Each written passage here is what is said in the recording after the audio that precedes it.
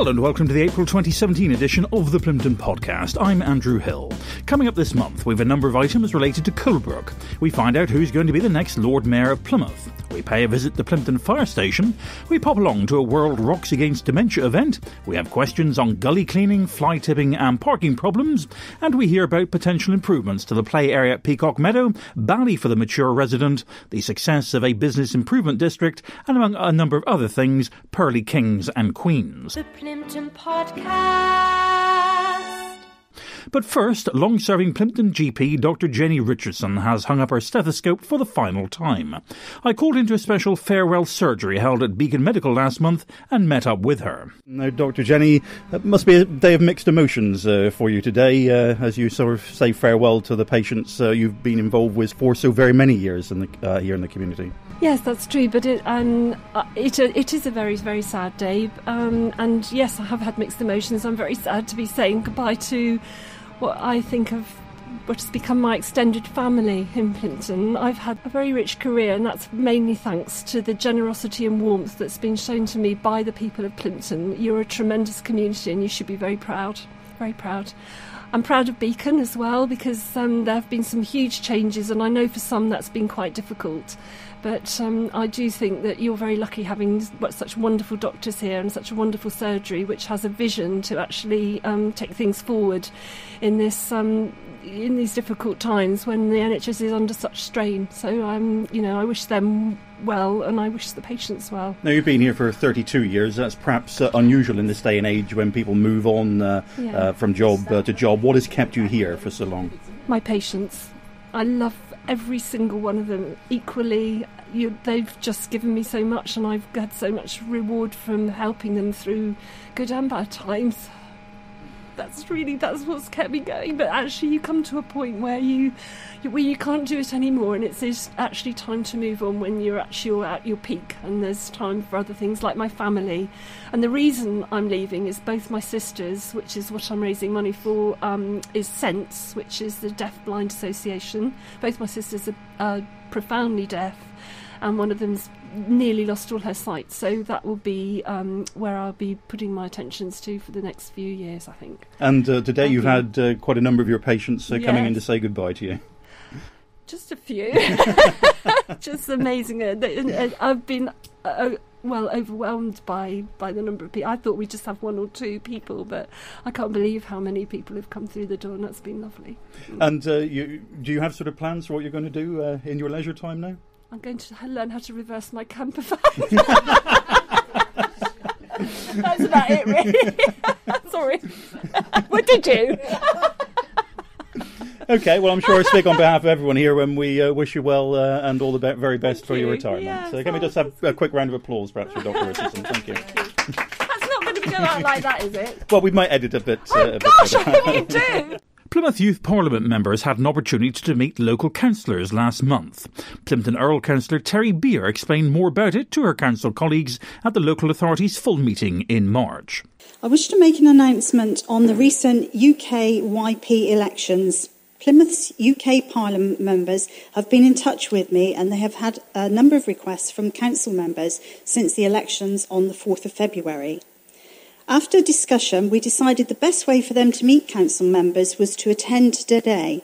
And so in the break, they will be outside to meet you all and take up some time just to say hello to them. The campaigns are designed by young people because they feel it's an issue that matters and should be tackled locally in Plymouth, and that young people were voted for by 6,417 young people across the city of Plymouth. So clearly young people are interested in the campaigns. The elected members of the campaigns are George, who wants to save the NHS and better school nursing that meets the needs of today's young people.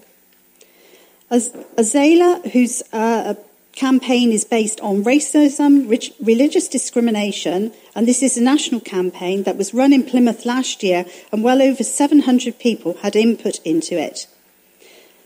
Azla is continuing the work based on the government's report that was launched recently.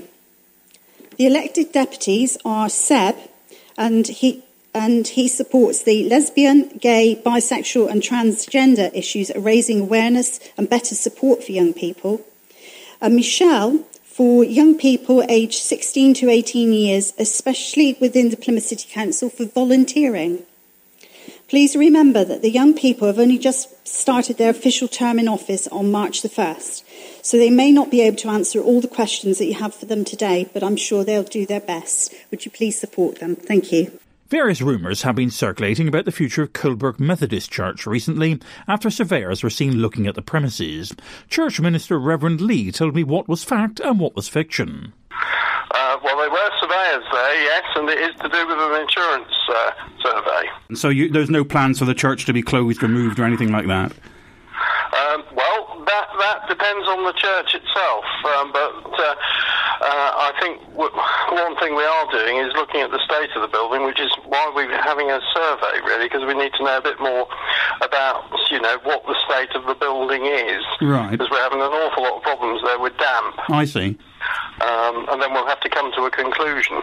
So at this stage, you don't know one way or the other as to whether the church is staying or going? No, at all. There's an awful lot of rumour going around. Well, I've been told it's been sold, which it hasn't. I've been told it's going to have to be a lap dancing club.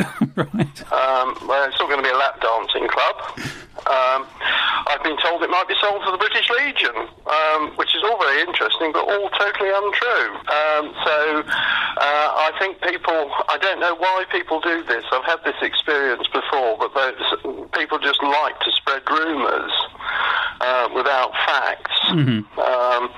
So if you can put on your podcast that at this time there is no plan to sell or do anything with Colebrook. We are just waiting the outcomes of some surveys, and then we'll make a decision. OK, that's fine. All right. Is that all right? Yeah, that's fine. Thanks very much indeed for clarifying that. OK, so no lap dancers, please, and nothing like that. In an ancient stunnery town, with programmes just for you, the Plympton Podcast.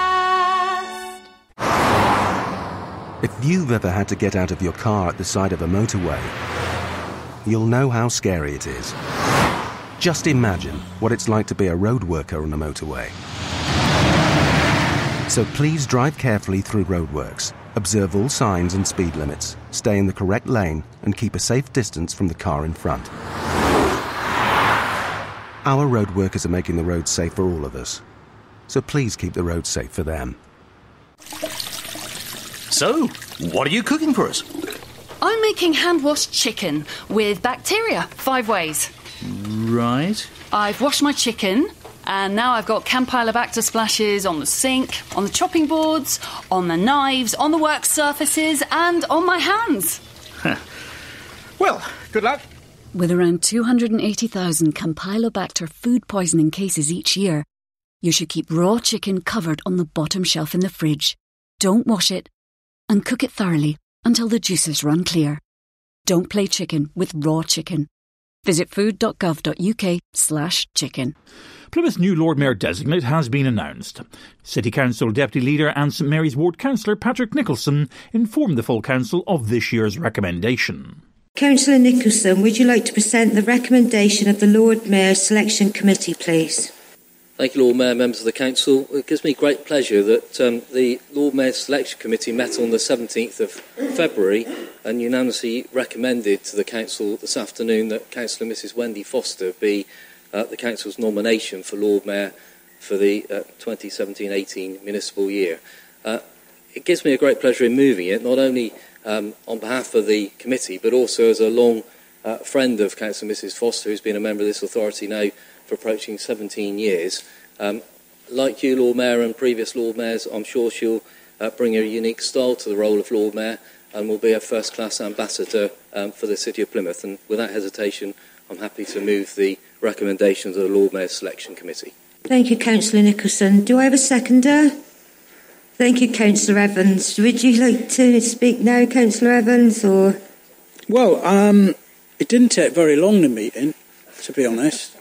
We had to string it out a bit this year, to be honest, because there wasn't any disagreement.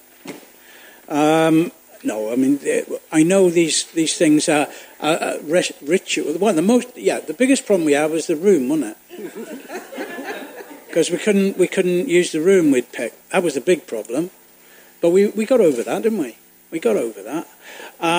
But we heard why you were going to make a great success of it.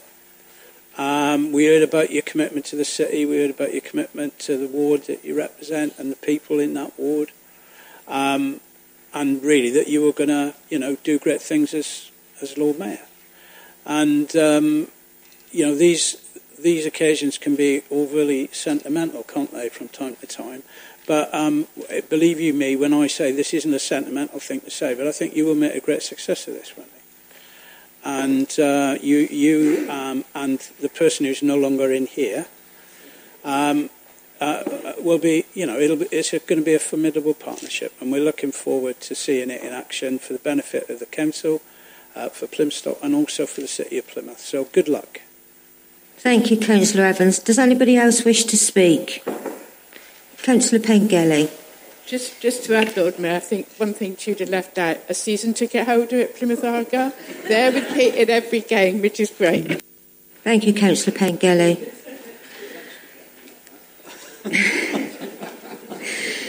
Councillor Nicholson, would you like to sum up? I don't think there's much else to say other than the fact that we look forward to saying furthermore at the Lord Mayor's choosing in May. But I'm sure we all, when through the Lord Mayor, wish you a truly successful year. It isn't obviously the first time you've done this. Like you, Lord Mayor, having been Lady Mayoress, it's a dry run. So we expect even better. So without further ado, I would propose we move to the vote. Thank you, Councillor Nicholson. All those in favour? All those against? The vote is carried. The recommendation will now go forward to the Council's annual general meeting. Councillor Wendy Foster, would you like to say a few words? I would, Lord Mayor, thank you. I'd like to thank all the council, especially the selection committee, for selecting me. I feel very humbled, very grateful, and very honoured to be chosen. I'll do my best. I'll do my best for the community. We all want to do the best for Plymouth, and I hope with all your help I can. Thank you very much. Thank you. A number of vehicles on Plympton's roads have been looking a lot cleaner in the last few weeks after a charity car wash at Plympton Fire Station. I went along to find out more from watch manager Neil Wilmot. Now, Neil, I've never seen so many clean cars in Plympton in recent times. Tell us what's been going on here today. Yes, so today is one of our twice-a-year charity car washes. We do it on a set day each year, and it's to raise money for the Firefighters Charity. So it looks after injured firefighters and their families. So that might be physical injuries or mental illnesses, everything really. And they've got rehabilitation centres all over the country. So what sort of risks does a firefighter face during a sort of general shout? Oh, the risk can be enormous. Obviously there's great risk with the nature of the incidents that we go to, whether it be fires, road traffic accidents, flooding incidents. There's such a long list of the different variety of work we do now, and there'll always be risk to physical injury, but there's a lot of stress-related injuries now. There's a lot of mental injuries, particularly with some of the nature of the things we see, and trying to cope with it and deal with it. So yeah, the things that we can come across and the injuries and the effect it can have on a cruise is huge. Now, you must attend a wide range of different incidents during the course of any given day, because not only are you dealing with fire incidents, you're sort of a rescue service as well. Yeah, very much so. In fact, if you look at our statistics, the fire side of things has slowly decreased through improvement in building techniques, hopefully through the work that some of us do with our prevention, trying to stop things happening before we get to the fire point. But as a result of that, we've tried to expand and become a much more varied service, and some of the response that we give now is far more in other areas other than fire. So what sort of rescue things might you get involved in? So in the city of Plymouth, we've got a specialist rescue unit, which is based at Camel's Head. They'll deal with everything from water rescue, be it animal, be it human beings, right through to cliff rescue, rescue from confined space. And you'll have a response level on every station that can deal with those, but the specialist rescue unit are a little bit higher trained. We've got an urban search and rescue unit which can be deployed along with the specialist rescue unit all over the country. They're what we call a national asset. We're now looking at marauding firearms terrorist incidents as well, so should the unlikely event of that happen in these areas, that we've got a response that's able to support the police and go in and help potentially trapped casualties there. So there's a mass amount of change in the fire service at the moment, and the incidents that we are coming across have really varied. So in a retained station such as we have here in Plympton, how far afield are these tenders likely to be called out to? Well, just to give you an example, last week I took a crew to Teignmouth to stand by because all the pumps had been drawn into a big incident of waste recycling in Exeter, and then when we were there we ended up getting mobilised to that incident to support the crews. So we've gone from here to Marsh Barton in Exeter to support them. The specialist units can be deployed all over the country. So when I was on Specialist Rescue Unit, we did the flooding rescues in Somerset. They were deployed nationally further up the country. The Urban Search and Rescue Unit at Exeter is, again, a national asset, and they've been deployed anywhere in the country. A new initiative involving Beacon Medical Group and a local befriending organisation has led to some of the area's more mature residents taking up ballet. Council leader Ian Bowyer explained more about it at last month's full City Council meeting. I'm pleased to say that I attended a workshop at Plymouth Guildhall where a group of older people were having a great time being taught ballet. And yes, you can quite clearly deduce that my talents around ballet are zero. This is a unique partnership with the Elder Tree Befriending Organisation and Birmingham Royal Ballet, and takes place twice a year. Plymouth City Council commissioned the Elder Tree to provide befriending support for over 1,000 people aged over 50, many of whom have several long-term conditions and mental health issues. Since July 2016, the Elder Tree has been working in partnership with Drake Medical Practice and Beacon Medical Practice to set up a social prescribing model. The work with Drake and Beacon is strongly supported by Dr. Pete Lehman and Dr. Jonathan Cope, who are the heads of practice, and they have recognised the real benefits of supporting some of their patients whose needs are more social inclusion and involvement than medical. GPs are reporting improved well-being and self-confidence in the people they have referred. This is a great example, Lord Mayor, of the City Council, primary care and the voluntary sector working in partnership to support and enhance the lives of older people in our city. Just for you, the Plympton Podcast.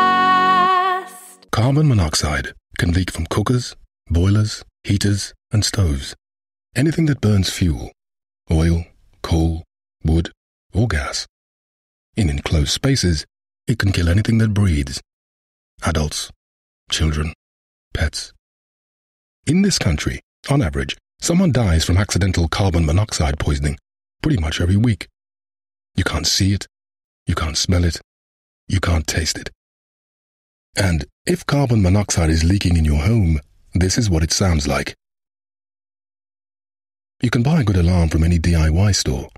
And if carbon monoxide is leaking in your home, this is what it sounds like.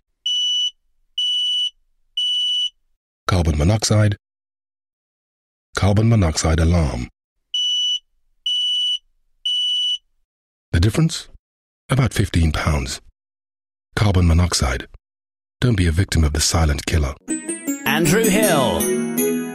Last month saw the World Rocks Against Dementia Day. A special afternoon of musical entertainment was put on at Selkirk House in Plymstock. Blind visitor Michael Langford took to the floor and joined some of the booked acts. At the end of the singing, I spoke with him. Right, well, here I am at Selkirk House. With me now is Michael Langford. Now, Michael, you've just been singing in there. You obviously are quite a fan of Dire Straits by the sounds of it. Yeah, I've got all their albums. So what got you into Dire Straits to begin with? Well, I can remember my dad playing Brothers in Arms on tape when I was young. I just liked Money for Nothing and Walk of Life. So you've obviously sort of memorised the words to it, because obviously you're blind and you didn't have any sort of script to go to there. I practice every night. All right, and is it it was mainly Dire Straits you were singing along to there? Yeah. Are there other types of music you're interested in? Yeah, I go from classical upwards. All right, and is this the first time you've sort of done a sort of almost a public performance, or have you done this sort of thing before? I've sung in the Conservative Club in Plympton before. Oh, right, okay. And how often have you done that? 2 or 3 times. And how did that come about? I've just the one band I'm quite friendly with, so they just let me do it. So they invited you along and you sort of took part in the gig as well then? Yeah. Okay, well, thanks very much for telling us about that. The residents here at Selkirk House have obviously enjoyed your rendition of Dire Straits today, and we'll keep alert to when you're doing your next public performance like this. Thank you. Okay, thanks for joining us. Thank you, bye. Here in Plympton, we have a Stanitor. In various areas of London, though, they have Pearly Kings and Pearly Queens. Kevin Watland has been speaking with the Pearly King of Forest Gate. Now, I'm going up to London, actually, to meet a man called Bob, and he's one of the Pearly Kings. You're called Bob? Yeah, I'm the Pearly King of Forest Gate. So it means there's a lot of actually Pearly Queens and Pearly Gate Kings actually of different organisations per London, is there? Yeah, all different parts of London. Most boroughs have their own Pearly King or Queen. You actually go back to many years back in the Victorian time, don't you? Yeah, we go back to 1875. Somebody used part-time those people in the market? Yeah. That's the man who started it, Henry Croft. Henry Croft, that was interesting actually, how he would have started that sort of thing actually to make your clothes all in sort of pearls and buttons. Yeah, it started off, the way he got the idea was from the costermongers, which are stallholders, selling fruit and veg. And they would have pearly buttons down the seam of their trousers. And they would go around collecting money off the stallholders. And if anyone fell sick and couldn't get their stall out and trade, at the end of the week they would give them some money to help them through until they was better. So maybe the sort of thing is a sort of a friendlier side, isn't it? Yeah, basically. What made you actually become a Pearly King? I raised over £32,000 for a local hospice when I was working at the Tower of London looking after the Crown Jewels. And I used to do 3 events a year and raise money for the hospice. And I thought it'd be nice to have a Pearly King and Queen come down to present the cheque to the hospice. And that's how I got to know Doreen and a man called Harry Maynard. And when it became round to my retirement, they asked me if I'd like to join their society. As a person actually looks after the jewels in the Tower of London, you must have been, before you be a Pearly King, you must have been in the services. No, I was not in the services. The only people that have to be in the services at the Tower of London is the beefeaters. It's a bigger organisation, actually. Is it only around London area, all over London? It's the best part of London. It's a good part of London that the Pearlies work. So Doreen Goldie is actually part of, she's at the old Kent Road, isn't it? Yeah. And Bow Bells and that? Yeah, Bow Bells is our church. Yeah, how far do you actually go yourself in your area as a Pearly King?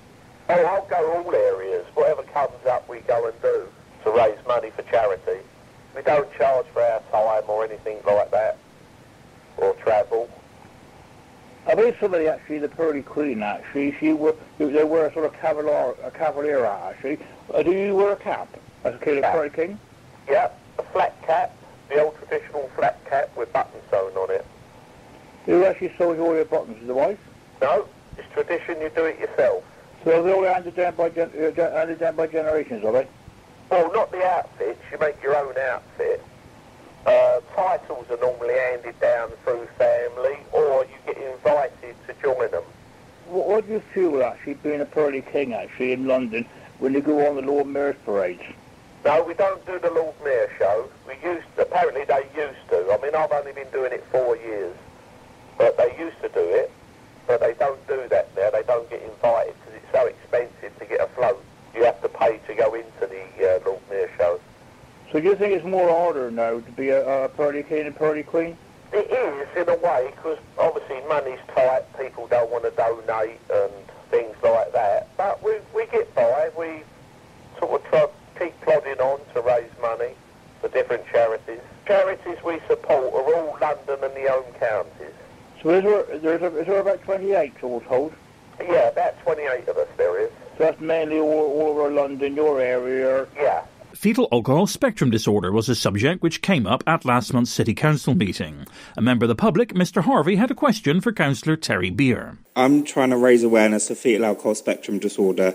My question to the council is, why aren't you doing anything to raise awareness or working with services services and partners to investigate the issue and work towards supporting families. Thank you.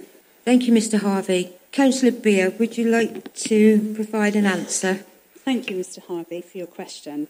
Whilst there is not a specific awareness raising relating to specifically fetal alcohol spectrum disorder, FASD, Plymouth City Council and partners undertake a range of actions to reduce the impact of alcohol on health and well-being for the population, and more specifically for expectant mothers, children and their family affected by alcohol. This includes responsibility for the Strategic Alcohol Plan of 2013/18 and supporting the One You government campaign, which encourages people to drink less. Plymouth City Council delivers and commissions a range of services for adults with alcohol misuse issues. They work in partnership with other services, such as maternity services, to provide information, advice and guidance on alcohol in pregnancy. Support expectant mothers and those who are experiencing alcohol misuse. Service and activities include commissioning specific substance misuse treatment services for parents at Harbour. The FASD is embedded within the assessment work when parental alcohol misuse is identified in its early identification and the need for coordinated planning, and children identified at risk of FASD is equally supported by social work, health service colleagues, including specialist midwives, health visiting and harbour colleagues. These services also provide advice and consultation to staff within the department on a case-by-case basis. Children's centres already provide targeted support to services supporting expectant mothers experiencing alcohol and substance misuse, supporting families in accessing our children's centres. We ensure that staff and children, young people and families are aware of this issue and are well placed to undertake the work. FASD forms a key part of the early brain development training, which our social workers attend. Similarly, health visitors receive training on brain development in early life and provide information to parents on this. FASD is also addressed in the LSCB training. All our social workers have access to this, and the website is www.cinformeinform.co.uk, which offers the most up-to-date research and guidance relating to FASD. And I've already done a lot of research on that topic myself, so it's on my Facebook account. Thank you. Some concerns have been expressed about the state of the children's play area in Peacock Meadow at Colebrook. At last month's Neighbourhood Have Your Say meeting, Councillor David James indicated that some money had been earmarked for improvements. The children's play area, which is across here, I was speaking to Patrick, and we've been able to identify something like £21,000 towards the upkeep of it, but we're looking to try and get more yet. We'll know after the new financial year. So hopefully we can get that refurbished a little bit. What? Oh, here. This one. Yeah, Rushy Avenue as well. And something around here. 21,000 don't go very far. It sounds a lot, but it doesn't go very far when you start buying new what do you call them? Equipment and things, yeah. It doesn't go very far, and the actual play area, the surface itself, the safety service, it cost them like £30,000. So when you think of £21,000, it doesn't go very far. And some of that is beginning to crack up, so we have to be careful with the children's safety. We've had quite a bit of rain in the last couple of months, leading to significant surface water in some areas. The issue of gully cleaning was raised at the March City Council meeting by Councillor Sue MacDonald. My question is to Councillor Ricketts. I appreciate it's been some pretty bad weather recently, but what is the average time for the clearing of blocked drains within the city? Thank you, Councillor MacDonald. I relish these questions. The response time is 24 hours, and the team has been relentlessly trying to get round the city with the heavy rainfall that is very hard for us to manage. But moving forward, hopefully things will change. With South West Highways, at the moment we've only had one gully machine for the whole city, which I feel is unacceptable. But talking to South West Highways moving forward, there will be two, and there will be service improvements in relation to that. There'll be reporting of issues within 2 hours, and basically feasibility studies across the city will be undertaken, and there's money put aside for that to make sure we're proactive. Some of the things that have happened under the last contract have been unacceptable. So, for instance, the gully review of every gully in the city, and there's obviously quite a lot, estimated at 43,000, the time frame to get round and review all of them was 7 years. Yeah? That's incredible. All I can say is it's in the past. We're a pragmatic council, and we're going to move forward in a few weeks' time with a better service delivery plan.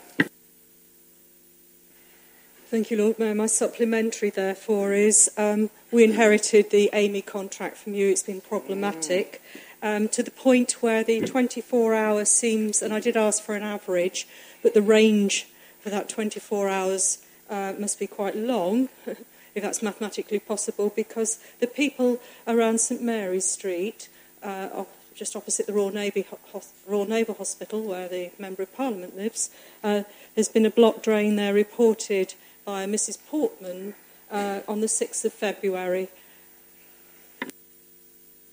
I'm not familiar with that, but all I can say is historically the situation isn't good enough. Hence there's going to be more investment, more machinery on the streets, more people power, and a better service for all of us as ward councillors and local people. Here in our ancient sunnery town, with programmes just for you, the Plympton Podcast. I'm a use-by date. You'll find me on foods that go off quickly, like fresh meat. If you don't eat, cook or freeze food by the use-by date, don't eat it, even if it looks or smells okay. I'm a best before date. You'll find me on foods with a longer shelf life, like dried pasta. Store them in the right way, and eating things after the date may not harm you, but the quality may not be as good. Use by date or not at all. Best before date for food at its best. Get us both the right way round, and you'll be able to eat food safely and avoid throwing good food away. To find out more, visit food.gov.uk/useby. In March, local Plympton business leaders had the opportunity of meeting and raising issues with the area's ward councillors. During the meeting, the possibility of a business improvement district being set up for Plympton was discussed.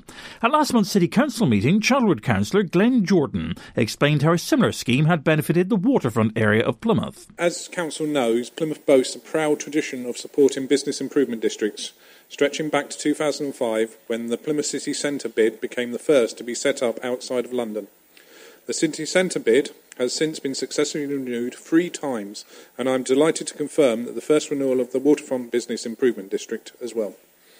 The ballot was held through February, and the second waterfront bid, one of the largest bids in the country, secured a very strong mandate, with 877 businesses and organisations now part of the Bid 2 area and its delivery. To confirm the ballot result, voters' turnout was 41%, with 67% of businesses voting yes. And I think a lot of us in here would like to see a 41% turnout and 67% of us getting that sort of support when we get re-elected. I know I would. The bid supported the private sector across the waterfront to create a vibrant, attractive and viable place to do business. For the last 5 years, the partnership has successfully delivered their existing bid, and we've seen some great events, like the award-winning Plymouth Pirate Weekend, Armed Forces Weekend, which was proved such a popular events which residents and visitors alike. The new bid will focus on delivery of Mayflower 400 initiatives, particularly investment to enhance the streetscape in support of the Waterfront Master Plan, along with growth of events and marketing activity. In my view, the bid represents a fantastic win-win opportunity for the private sector and the City Council, worth about 10 million over the next 5 years. By backing the bid 100%, the City Council is sending a clear signal to the business community that we believe in bids, and the regeneration of the waterfront will help regenerate the whole of the city. If businesses are prepared to invest in their future, so should the City Council, by guaranteeing PWP's income and guaranteeing to protect our services through service level agreements. Our overall vision is to establish Plymouth's waterfront as a major visitor destination in the southwest and a significant economic and community investment driver for Plymouth. Thank you. Back now to Selkirk House at Plymstock, where a special musical afternoon was staged for residents and visitors for the World Rocks Against Dementia Day. Entertainment's coordinator Chris Dawkins explained more about the background to the event. The event actually started about a couple of years ago, the main event, and it's basically World Rocks Against Dementia. So this was part of our monthly community calendar event, which we do every month. Because I've got a lot of friends that are musicians, I thought it would be a very good idea to bring those musicians here together and try to raise people's spirits up, because dementia can obviously part and parcel of living with dementia is depression. So we find that music obviously helps with that. So bringing the musicians here and raising awareness for those living with dementia was a very important objective for this community calendars event, obviously for Anchor. Now, I know that you in particular have an ethos that coming into a care home isn't a sort of stage of your life where you stagnate, and I think we've seen that in practice here this afternoon with people getting up off the floor and dancing with members of staff or just jiggling around in their wheelchairs or whatever. Absolutely. I believe that obviously if you find yourself in a situation where you do need support and living in care in that environment, it's important that your life is not ended. It's just another chapter. And I personally believe that it's important to continue with a various lifestyle of any capacity that you were used to. So going to the shops, going to church, music, events, they're all part of people's daily life, and they should continue to. An interesting facet of what you have here at Selkirk is that you invite members of the public in, and you have this event regularly on Wednesday afternoons, don't you? Yes, on Wednesday afternoons we have what is called the Selkirk Social Club. So we offer that to the community at large. I book in entertainers or maybe speakers to come, and of course the public are more than welcome to join in that. And obviously that involves the residents here that are able then to socialise, which is great. So a lot of friends and family come to these events, and it's getting bigger and better. And when you chat with the residents, sometimes they can come up with some interesting stories. I know Nancy, who I met once before, was telling me about her connections with Nancy Astor. So quite a lot of people who have got sort of interesting stories if you tease them out. Oh, absolutely. I mean, I think we're all history books on legs. We've all got our own personal histories, and that's what I find really, really fascinating in my work. I do get to hear all these fascinating stories, and of course their stories become my stories. I'm able then to tell other people about themselves, so their history and their memories, they live on. And one of the interesting things here this afternoon was you had the blind chap Mike who called in, and he sort of got up and was singing along to the Dire Straits tracks. Absolutely. Mike's the son of the care manager here, that's Lorraine's son. And he came along and wanted to supply his support to the event. And as we know, the voice is a musical instrument. Now, the afternoon's over. This is the point at which you can breathe a sigh of relief for a little while, because I know, when you sort of plan an event like this, there must always be a little bit of trepidation. How's it going to go? Will it all go according to plan? But it's all fallen into place here today. Absolutely. I'm a man of great faith. I think if you tend to worry too much, you cause problems in ripples. So I just let it just let it happen. But you're certainly pleased with the way it's gone here today? Oh, absolutely. It's been fantastic. OK, Chris, thanks very much indeed. Thank you very much indeed. Among other issues brought up at the Colebrook Have Your Say meeting recently was the subject of parking in Clifton Avenue. Councillor David James explained to those attending the meeting what he proposed as the next steps. Parking in Clifton Avenue, again, that's ongoing. Yeah, that's ongoing. What we're going to try and do, in actual fact, I spoke to Andrea and Patrick. If we can, we will try and find some money towards that to get some double lines put in.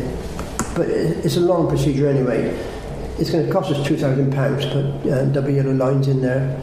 And it takes roughly about 3 months to implement because it has to go through all the legalities of it all, traffic orders. So we'll have a look at that, see if we can raise some money for that. Some weeks ago, a public meeting was held to introduce plans to redevelop the land behind the transport repair garage in Colebrook Village. Councillor James brought residents up to date with the proposal. Curtis's building in Colebrook, I don't know whether you know, but some of you actually came to the briefing by the surveyors there on the 2nd of March. It was well supported, quite honestly. A number of people raised concerns, mainly that the houses will be built on a floodplain. But it looks as though they can overcome that as well. So that's where we are there. I think in general, from what the surveyors were telling me, that in general the public were quite happy to go along with that, provided they could overcome some of the concerns that they had, which I think they can. One of my main concerns was the entrance to the Curtis site. It's the only entrance that they've got. And I think anybody who wants to exit that site would have difficulty trying to get onto the Colebrook Road. It's a blind spot. So, I think we need to look at that very carefully, in actual fact, before we go ahead with it.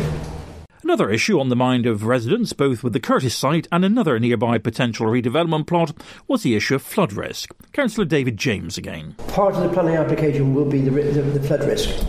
And they have to overcome that, and we need to see how they overcome it. And maybe they can't, This is going to be one of the problems we have with the Curtis site, How are they going to overcome the... That's not likely to be running down into my... No, it's not. No, it's not. That's on there yet, isn't it? So, but that is part of the application. There's a risk assessment, which they have, a flood risk assessment, which they have to overcome. And we have to see that. Now, if we're not satisfied with it, that's when we put our opposition against it. So we don't know yet. It's all supposition at the moment, Until such times as that planning application has gone in, then we can have a look at it. The Plympton Podcast. Hello, I'm Bob Lowe. After 65 years of marriage, my wife died of Alzheimer's disease, and I found out the meaning of loneliness. I'd like to tell you about the Silver Line. It was launched by Esther Ranson, which is the only free, confidential 24-hour helpline for older people, the Silver Generation. There are no strict limits, but most people who contact the line are over 65. You can ring the free phone number at 08004 70 80 90. At any time of the day or night, and the volunteers there will be happy to offer information, point you in the right direction for the groups and services that exist locally, or simply have a chat. So, if you feel lonely, ring 08004 70 80 90. This message isn't aimed at you. You know that on a motorway, a red X above any lane means that you can't drive in it and could be prosecuted if you do. But apparently, there are some drivers who don't realise this and are a danger to themselves and to other road users. So those drivers do need to know that a red X above any lane means that the lane may be blocked by a broken down vehicle, emergency services or road workers. For more details, they should search online for smart motorways and never drive in any lane with a red X above it. Andrew Hill. Last month it was the anniversary of the Plymouth Blitz in 1941. This prompted a question to Councillor Glenn Jordan about how the new History Centre would record certain aspects of the event and its aftermath. Councillor Carsons. Thank you, Lord Mayor. A question for Councillor Jordan. On this very day in 1941, Plymouth was celebrating a royal visit, but sadly, Later that evening, the city would see some of the worst bombing of the Second World War. We sit here now in this chamber due to the resilience of those that kept the city going. We remember the gallant service of our military, but I would also like us to remember the courage and determination the people of Plymouth showed in those desperate times. I asked my colleague, Councillor Jordan, to ensure that there is a section of the new History Centre dedicated to the people of Plymouth who maintain the civic services of our city under great adversity.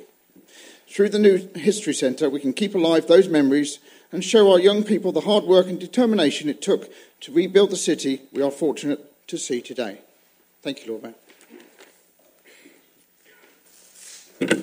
Thank you, Councillor Carson. Councillor Jordan. Thank you, Lord Mayor. Thank you, Councillor Carson, for your poignant question.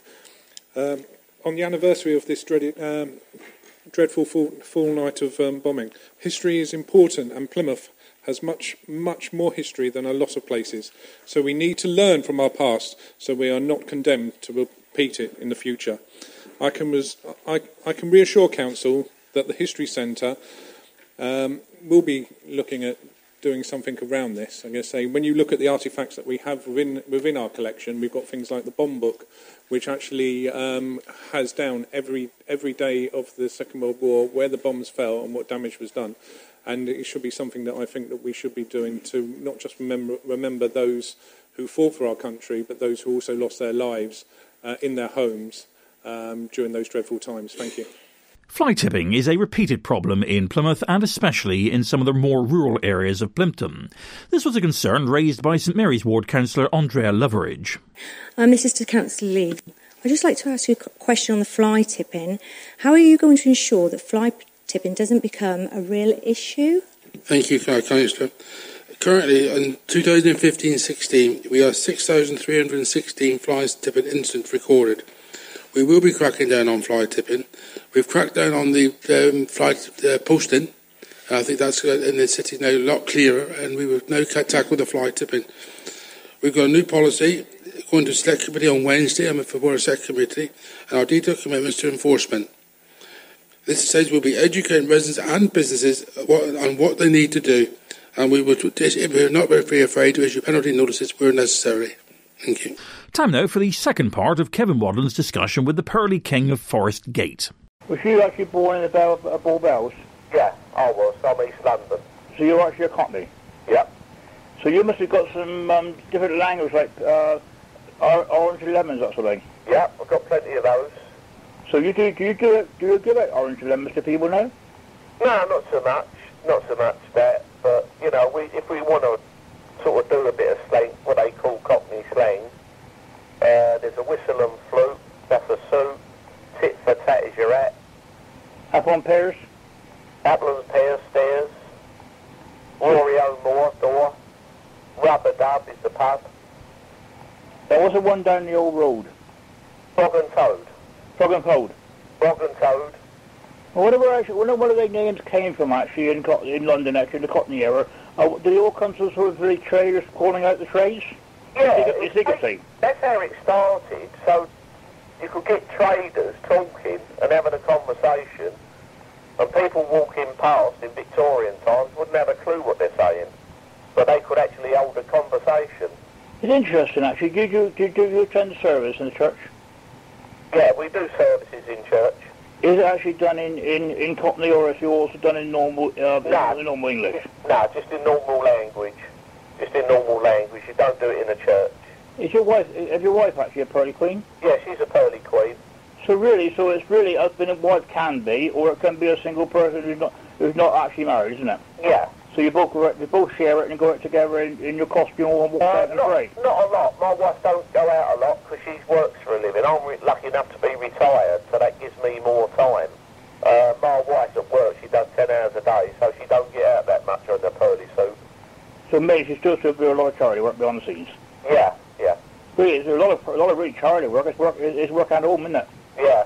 So what do you do? Macmillan? You do Macmillan, Cancer, Lifeboat, all that other thing? Yeah, we do Macmillan, London Air Ambulance, London Lifeboat, Dream Factory, which is a children's charity, St Joseph's Hospice, which is in Hackney, Great Ormond Street? No, we don't do Great Ormond Street. They get plenty of money from Stars and stuff like that. So we sort of do the lower ones, the people that are not heard of much. To many, you do a lot of things actually that people actually are struggling, and yourselves going out with all your equipment on and your buttons and all that. You're going out and you're dressed up actually. Yeah. What do you feel when you're all dressed up? You must feel very peculiar going down and standing up there collecting in your outfit. No, I don't feel peculiar. I feel very proud. So it's an honour, isn't it? Yeah. Oh yes. To keep the old tradition going. So really, he had a good idea when he first started. Actually, look after the trader, look after the people who are sick who couldn't in the trade. But it's gone more advanced than that. It's gone more actually helping local charities actually, people who can't get out actually. But you're there on tap to help them out for people who actually to help the other people out. That's right. Yeah. Do you actually celebrate Easter at Pearly Kings at all? Yeah, we go out at Easter, depending on who wants us. If people phone up and say we'd like you to attend, we will go. Do you do the old songs now? Yeah, we still do the old. On the Lampless Road and what's the one about the hat?